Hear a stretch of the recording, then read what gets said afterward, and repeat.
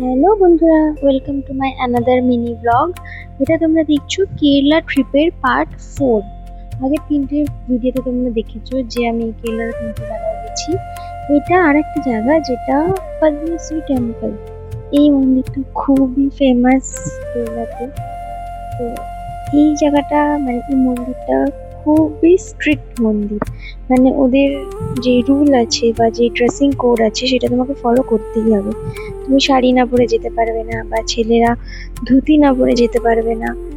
আর আমরা যখন গেছিলাম না সেখানে সেই টাইমে ওভারঅল কেরালাতেই কোনো ফেস্টিভ্যাল চলছিল। তো সেই জন্য মন্দিরটা এত সুন্দর করে সাজানো হয়েছিল। তোমরা প্রত্যেকটা গেট দেখতে পাবে যেটাকে এরা এত সুন্দর করে সাজিয়েছিল। আর এটা খুব বিখ্যাত একটা ফেস্টিভ্যাল চলছিল।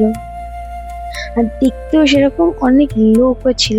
কিন্তু আমরা সেদিন রাতে পুজো দিতে পারিনি। আমরা তার পরের দিন ভোরবেলা গিয়ে পুজো দিই। যেই টাইমে ওরা সব লাইট টাইট মানে সব সাজানো লাইটগুলো বন্ধ করে দেয়, কিন্তু মন্দিরটা তাও খুবই গর্জিয়াস লাগছিল, খুবই সুন্দর লাগছিল। তো ওখানের কোনো ভিডিও তো মন্দিরের নেই, বাইরে থেকে যতটুকু নিতে পেরেছি সেটুকুই। তো ঠিক আছে, চলো টাটা।